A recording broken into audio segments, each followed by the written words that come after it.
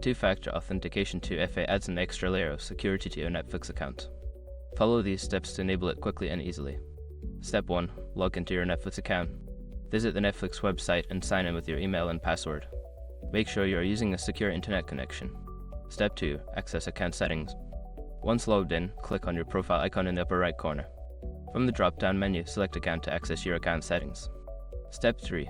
Navigate to Security Settings. Scroll down to the Security section. Here, you will find options related to account security, including the two-factor authentication feature. Step 4. Enable two-factor authentication. Look for the option that says two-factor authentication and click on it. Follow the prompts to turn it on.